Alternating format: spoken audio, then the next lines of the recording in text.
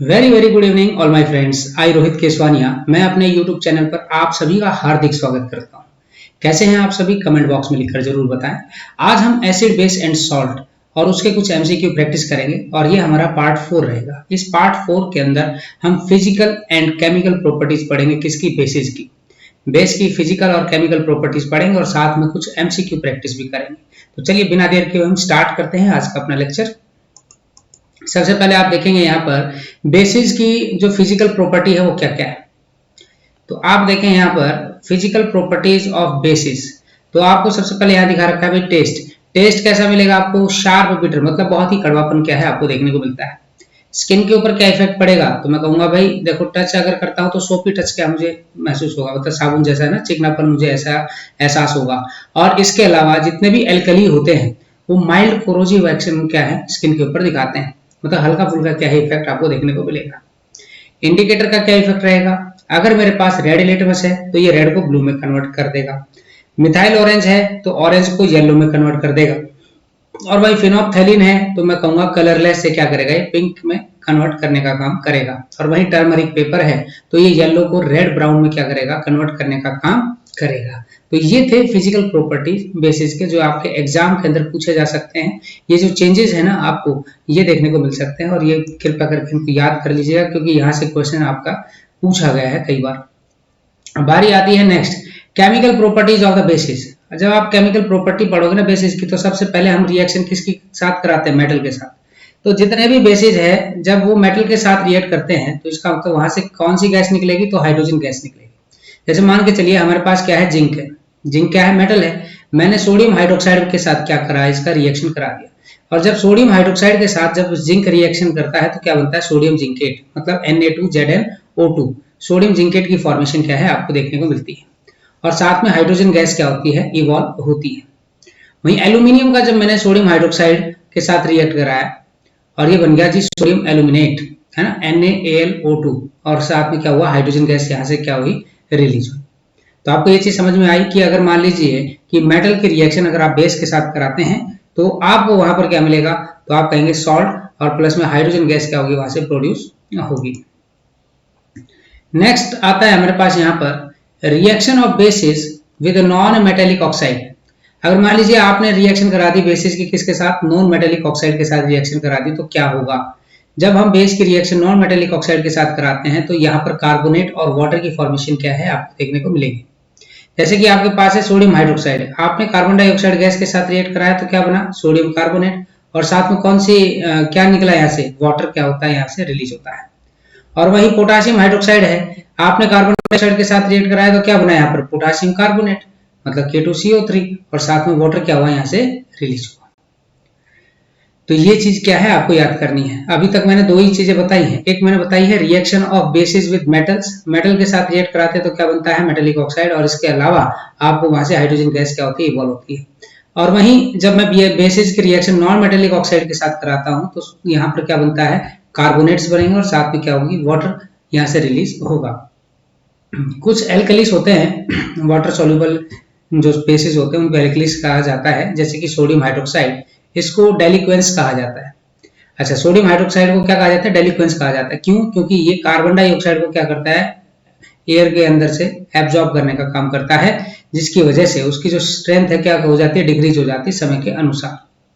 तो carbon dioxide की जो स्ट्रेंथ है वो क्या हो जाती है? रिड्यूस हो जाती है। ऐसा क्यों? क्योंकि सोडियम हाइड्रोक्साइड क्या करता है? कार्बन डाइऑक्साइड को एटमॉस्फेयर से एब्जॉर्ब करने का काम करता है, इसलिए उसको डेलिक्वेंस के नाम से जाना जाता है। नंबर थर्ड आप यहां पर देखेंगे, जब हम रिएक्शन कराते हैं बेस की एसिड के साथ तो सभी जानते हैं कि न्यूट्रलाइजेशन रिएक्शन क्या है देखने को मिलेगी, जो कि हमने पिछले उसमें एसिड के अंदर पढ़ लिया था। अब देखिए, they neutralise the acid to form a salt and water. तो सिंपल सी बात है, जब हम बेस की रिएक्शन एसिड के साथ करा देंगे तो यहाँ पर सॉल्ट और वाटर की फॉर्मेशन क्या है आपको देखने को मिलेगी। और इस प्रोसेस को क्या कहा जाता है? न्यूट्रलाइजेशन रिएक्शन कहा जाता है। और वहीं अगर मैं बात करता हूँ reaction of basis with ammonium salt, आपने क्या किया? बेस की रिएक्शन अमोनियम सॉल्ट के साथ करा दी, है ना। आपने क्या लिया? बेस लिया सोडियम हाइड्रोक्साइड और सोडियम क्लोराइड के साथ क्या कर दिया? आपने रिएक्ट करा दिया। अब क्या होगा जी यहाँ पर? यहाँ सॉरी सोडियम क्लोराइड बोल रहा हूँ, अमोनियम सॉल्ट के साथ आपने क्या कर दिया? रिएक्ट करा दिया, मतलब अमोनियम क्लोराइड बोलेंगे इसको। यहाँ से सोडियम क्लोराइड क्या होगा आपको प्राप्त होगा? वाटर और अमोनिया गैस क्या होगी, यहाँ से इवॉल्व होगी। तो आपको यही बताया जा रहा है, जब भी बेस की रिएक्शन अमोनियम सॉल्ट के साथ कराई जाती है तो अमोनिया गैस क्या होगी, वहां से इवॉल्व होगी। जैसे एक और है यहाँ पर नीचे एग्जाम्पल, तो आप कहें जी कैल्शियम हाइड्रोक्साइड की रिएक्शन हमने करा दी अमोनियम क्लोराइड के साथ, तो क्या प्राप्त हुआ हमें, कैल्शियम क्लोराइड, वाटर और साथ में अमोनिया गैस क्या हुई है, हमें यहाँ से प्राप्त हुई है। इसके अलावा है reaction of basis with salt. अगर हम मान लीजिए रिएक्शन करा रहे हैं बेसिस की किसके साथ, सॉल्ट के साथ, तो क्या होगा। तो देखिए bases react with salt solution to form another base and another salt. Simple सी बात है, जब बेस सॉल्ट सॉल्यूशन के साथ रिएक्ट करेगा तो नया बेस बनाएगा और नया ही क्या है यहाँ पर सॉल्ट आपको देखने को मिलेगा। जबकि आपने ये पढ़ा भी होगा पहले चैप्टर के अंदर, जिसको हम बोलते हैं डबल डिस्प्लेसमेंट रिएक्शन। तो आपके सामने यहाँ पर है जी सोडियम हाइड्रोक्साइड NaOH। आपने आयरन क्लोराइड के साथ क्या किया, इसका रिएक्शन किया, मतलब FeCl3 के साथ रिएक्शन करा दिया। तो आपके पास यहाँ पर क्या बना, तो आपने कहा कि आयरन हाइड्रोक्साइड और क्या चीज रिलीज हुई यहाँ पर, सोडियम क्लोराइड। और वहीं अगर हम देखें सोडियम हाइड्रोक्साइड की रिएक्शन जब आपने जिंक सल्फेट के साथ रिएक्शन कराई तो क्या बनेगा, जिंक हाइड्रोक्साइड और सोडियम सल्फेट क्या हुआ, यहाँ से हमें प्राप्त हुआ। तो इसका मतलब ये हुआ कि यहाँ देखिए ऊपर वाले में क्या है, आयरन हाइड्रोक्साइड जो कि ब्राउन पीपीटी क्या हुई, वहां से फॉर्म हुई, और जिंक हाइड्रोक्साइड में क्या है, व्हाइट पीपीटी क्या है आपको देखने को मिलती है। तो ये भी आपको याद करना है कि अगर मान लीजिए आप बेस की रिएक्शन सॉल्ट के साथ कराते हैं तो क्या चीजें आपको प्राप्त होती है। तो आप कहेंगे एक्सचेंज ऑफ आयंस क्या है आपको देखने को मिलेगा, यहाँ पर नया बेस बनेगा और नया सॉल्ट क्या है आपको यहाँ पर देखने को मिल सकता है। अब बारी आती है कि भाई बेस के यूज कहाँ कहाँ है ना। तो मैं एक मिनट भाई इसको यहाँ लिख कर आता हूँ। तो आपको देखना है यहाँ पर यूजेस ऑफ बेसिस है ना। तो बेसिस के क्या क्या यूज हैं, तो सबसे पहला है जी आपके पास सोडियम हाइड्रोक्साइड। अगर मैं सोडियम हाइड्रोक्साइड की बात करता हूं तो इसका उपयोग हम वॉशिंग सोप बनाने में, पेपर बनाने में, पेट्रोल रिफाइनिंग में क्या करते हैं, एज ए रीएजेंट क्या करते हैं, इसका यूज करते हैं। और वहीं पोटासियम हाइड्रोक्साइड जिसको हम KOH के नाम से जानते हैं, इसका उपयोग क्या किया जाता है, सोप पेपर को मैन्युफैक्चर करने में किया जाता है। मतलब आपने बाथिंग सोप देखी होगी है ना, वो सारी चीज पोटासियम हाइड्रोक्साइड सोडियम हाइड्रोक्साइड के द्वारा बनाई जाती हैं। इवन अगर देखा जाए तो एल्कलाइन बैटरीज के अंदर पोटासियम हाइड्रोक्साइड का उपयोग किया जाता है। नेक्स्ट आता है यहाँ पर कैल्शियम हाइड्रोक्साइड जिसको हम क्या बोलते हैं, स्लेट लाइम बोलते हैं, CaOH वोल्टवाइस। ये आपको पता होना चाहिए, पूछा जा सकता है आपसे क्वेश्चन। तो कैल्शियम हाइड्रोक्साइड की अगर मैं बात करता हूं तो ये ब्लीचिंग पाउडर की मैन्युफैक्चरिंग करने में हेल्प करते हैं। इवन हार्ड वाटर को सॉफ्ट बनाने में भी क्या करते हैं, हेल्प करते हैं। आपसे कोई पूछे कि भाई हार्ड वाटर क्या होता है, तो हार्ड वाटर के अंदर क्या होता है, D2O, एक प्रकार से ड्यूटेनियम डाई ऑक्साइड क्या है हम उसको बोल सकते हैं, और उसको क्या करेगा, ये सॉफ्ट बनाने में हेल्प करता है कैल्शियम हाइड्रोक्साइड। वही मैग्नीशियम हाइड्रोक्साइड की अगर बात करें MgOH वोल्टवाइस, इसका उपयोग एज ए एंटी एसिड के रूप में क्या है हम करते हैं। एल्यूमिनियम हाइड्रोक्साइड जिसका फॉर्मूला है AlOH वोल्टवाइस, इसका उपयोग हम फोमिंग एजेंट जैसे कि इन द फायर एक्सटिंग्विशर, आपने फायर एक्सटिंग्विशर देखे होंगे, आग बुझाने वाले यंत्र है ना, और उसके अंदर क्या होता है, एल्यूमिनियम हाइड्रोक्साइड क्या है आपको देखने को मिलता है, जो कि फोम बनाने का क्या करते हैं, काम करते हैं। अमोनियम हाइड्रोक्साइड, अब है यहाँ पर अमोनियम हाइड्रोक्साइड, इसका उपयोग हम ग्रीस को हटाने का काम करते हैं। मतलब जैसे कपड़ों पे कई बार ग्रीस लग जाती है ना, तो अमोनियम हाइड्रोक्साइड का उपयोग किया जाता है ताकि कपड़ों से ग्रीस को क्या किया जा सके, इजीली हटाया जा सके। इसके अलावा है सोडियम कार्बोनेट Na2CO3, इसका उपयोग हम as a cleaning agent for the domestic purpose, और इसका उपयोग हम क्या करते हैं, परमानेंट हार्डनेस ऑफ वाटर को क्या करते हैं, रिमूव कराने का काम करते हैं। मतलब परमानेंट हार्डनेस क्या कर देंगे हम यहाँ से रिमूव करा सकते हैं। किसकी सहायता से हो रहा है, यहाँ पर सोडियम कार्बोनेट की सहायता से आपको देखने को मिलेगा। तो मोटा मोटा ये आपको क्लियर हो गया होगा कि सोडियम हाइड्रोक्साइड जैसे कि washing soap, paper, petrol refining में क्या है इनका यूज होता है। Potassium hydroxide as a soap paper बनाने में, बाथिंग सोप बनाने में, एल्कलाइन बैटरीज में इसका यूज होता है। कैल्शियम हाइड्रोक्साइड इसका उपयोग ब्लीचिंग पाउडर और हार्ड वाटर को सॉफ्ट बनाने में होता है। मैग्नीशियम हाइड्रोक्साइड का एंटी एसिड में यूज होता है। एल्यूमिनियम हाइड्रोक्साइड का एज ए फोमिंग एजेंट मतलब एक्सटिंग्विशर में इसका उपयोग होता है। अमोनियम हाइड्रोक्साइड इसका उपयोग कपड़ों में लगी हुई ग्रीस को हटाने के लिए किया जाता है।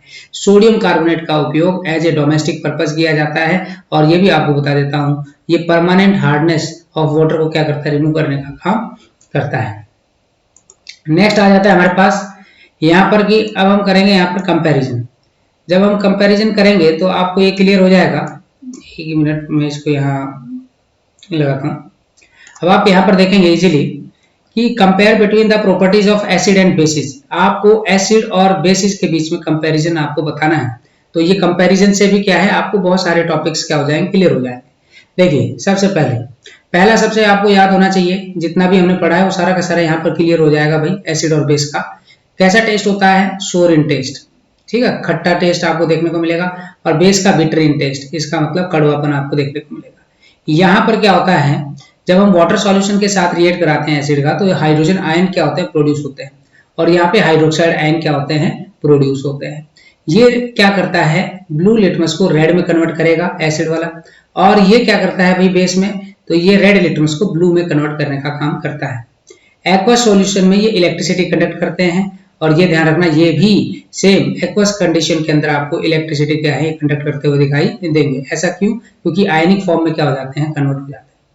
याद रखिए एसिड जो है वो एक्टिव मेटल के साथ क्या करते हैं, रिएक्ट करते हैं, जैसे कि सोडियम, पोटासियम, कैल्शियम, जिंक, है ना। और कौन सी गैस रिलीज करते हैं, तो हम कहेंगे हाइड्रोजन गैस क्या करते हैं, रिलीज करने का काम करते हैं। और यहाँ ध्यान रखें कि जो बेस होते हैं does not react with metals. देखिए मेटल के साथ रिएक्ट नहीं करते, लेकिन छोड़ के किसको, जिंक, एल्यूमिनियम और टिन, इनके अलावा किसी के साथ भी ये रिएक्ट नहीं करते। वहीं एसिड की अगर मैं बात करता हूं, तो एसिडिक प्रॉपर्टी क्या है, disappear when react with the basis. जब हम यहाँ पर क्या करते हैं, एसिड की रिएक्शन बेस के साथ कराएंगे तो क्या होगा, न्यूट्रलाइजेशन रिएक्शन आपको देखने को मिलेगी। तो यहाँ जो एसिडिक प्रॉपर्टी थी वो न्यूट्रलाइज हो चुकी है। वहीं बेसिक प्रॉपर्टी यहाँ बेस के अंदर क्या है, वो डिसअपीयर हो जाती है, मतलब एसिड की वजह से। यहाँ आपको देखने को मिलेगा कार्बोनेट के साथ जब ये रिएक्ट करते हैं तो कार्बन डाइऑक्साइड गैस रिलीज करते हैं, और वहीं ये क्या करते हैं, कार्बन डाइऑक्साइड को एब्जॉर्ब करते हैं ताकि कार्बोनेट बनाया जा सके।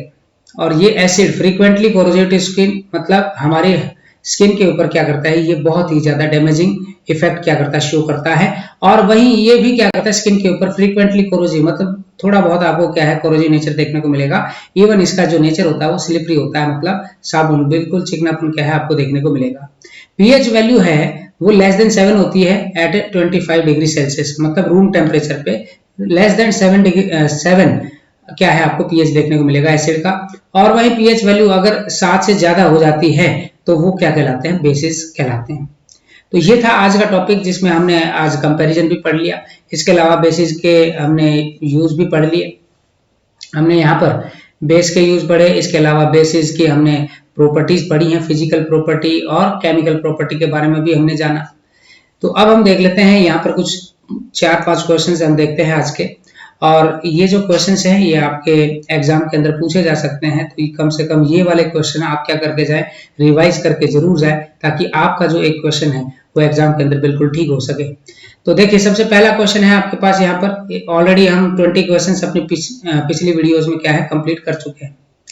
तो आपके पास है सबसे पहला क्वेश्चन, देखेंगे यहाँ पर, which of the following is used for dissolution of gold, मतलब गोल्ड को बिल्कुल डिसोल्यूशन करना है हमें, तो हम किसका उपयोग करते हैं। तो याद रखिएगा hydrochloric acid, sulphuric acid, nitric acid या फिर एक्वा रेगिया। जबकि हमने पढ़ाया नहीं है लेकिन फिर भी आपको बता देता हूं, यहाँ पर आंसर आ जाएगा आपका एक्वा रेगिया, क्योंकि ये पिछले प्रीवियस ईयर में पूछे जा चुके हुए क्वेश्चंस हैं जो आपके लिए मोस्ट इंपॉर्टेंट है भाई, और ये आपके एग्जाम में जरूर पूछा जा सकता है। अच्छा, which of the following is not a mineral acid, आपको बताना है इनमें से कौन सा मिनरल एसिड नहीं है। Hydrochloric acid, citric acid, sulphuric acid और नाइट्रिक एसिड। तो हम कहेंगे सिट्रिक एसिड नहीं है जी, ये क्या कहलाएगा, ऑर्गेनिक एसिड। कहां से प्राप्त होता है, सिट्रस फ्रूट से, जैसे कि लेमन है ना। Which among the following is not a base, आपको बताना है इनमें से कौन सा बेस नहीं है। आपको बताना है इनमें से कौन सा बेस नहीं है अभी, NaOH, KOH, NH4OH या फिर C2H5OH। ये जो आपको नजर आ रहा है नीचे, ये C2H5OH, इसका जो नाम है हम क्या बोलते हैं, इसको इथेनोइक एसिड। तो इथेनोइक एसिड है जी ये ना कि बेस है, क्लियर है क्या, सॉरी इथेनोइक एसिड नहीं है, हम इसको बोलेंगे इथेनॉल। क्या बोलेंगे, इथेनॉल। लेकिन इसका नेचर कैसा नहीं होता भाई, बेस नहीं होता है, एल्कोहल हो गया ना ये। आज का जो लास्ट क्वेश्चन है, क्वेश्चन नंबर 24 आपके सामने है यहाँ पर, which of the following statement is not correct, आपको बताना है इनमें से कौन सी स्टेटमेंट ठीक नहीं है ना। तो इसका मतलब बाकी स्टेटमेंट क्या है यहाँ पर बिल्कुल सही है, लेकिन एक स्टेटमेंट आपको यहाँ पर क्या मिलेगी, गलत मिलेगी। तो वो कौन सी है वो आपको देखना है। यहाँ पर सारे के सारे जो मेटल कार्बोनेट्स हैं वो एसिड के साथ रिएक्ट करते हैं और सॉल्ट, वाटर और कार्बन डाइऑक्साइड प्रोड्यूस करते हैं। क्या ये बात बिल्कुल सही है, हाँ जी बिल्कुल सही है। All metal oxide react with water to give salt and acid. देखिए जितने भी मेटल ऑक्साइड्स हैं जब वाटर के साथ रिएक्ट करेंगे तो क्या सॉल्ट और एसिड रिलीज करने का काम करते हैं? तो आपका जवाब होगा जी नहीं। क्या कुछ मेटल रिएक्ट करते हैं एसिड के साथ और वो सॉल्ट और हाइड्रोजन बनाते हैं? बिल्कुल सही है। क्या कुछ नॉन मेटल ऑक्साइड रिएक्ट करते हैं वाटर के साथ और एसिड बनाने का काम करते हैं? जी बिल्कुल सही। तो आपका जो आंसर हो जाएगा वो क्या हो जाएगा? बी ऑप्शन क्या हो जाएगा? करेक्ट हो जाएगा, क्योंकि ये स्टेटमेंट क्या है? बिल्कुल गलत है। तो ये था आज का सेशन हमारा। कैसा लगा कमेंट बॉक्स में लिखकर जरूर बताइएगा। और आपको मैं बताता हुआ चलूं कि हमारी जो क्लासेज हैं एस्टेट के रिगार्डिंग हैं, और एस्टेट के अकॉर्डिंग अगर हम देखें तो मैं आप लोगों को केमिस्ट्री, फिजिक्स और बायोलॉजी जितने भी क्वेश्चंस एग्जाम के अंदर पूछे गए हैं वो सारे के सारे हम प्रैक्टिस कराएं। मैं अलग से अपनी एक सीरीज लेकर आऊंगा जिसमें प्रीवियस ईयर के जो क्वेश्चन आंसर्स हैं वो आप लोगों को क्या है प्रैक्टिस कराए जाएंगे। वो क्वेश्चन किस तरीके से सॉल्व होंगे, कौन से चैप्टर से बिलोंग करते हैं और कितनी इंपॉर्टेंस है, मतलब क्या चीज पढ़कर जाए जो आपके एग्जाम के लिए बहुत ही ज्यादा हेल्पफुल हो। ठीक है, आप परेशान होने की आवश्यकता नहीं है, आप मेरे साथ जुड़े। मैं आपको गारंटी देता हूं कि आपका जो एस्टेट है वो भी क्या होगा मेरे साथ साथ क्लियर आपका हो जाएगा। ऑलरेडी मेरा क्लियर है, लेकिन आप लोगों का भी क्या होगा वो साथ साथ में क्लियर हो जाएगा। मैं भी आप लोगों के साथ दूंगा भाई दोबारा से। ठीक है भाई, तो आज के लिए इतना ही काफी है। कल फिर मुलाकात होगी, तब तक के लिए धन्यवाद।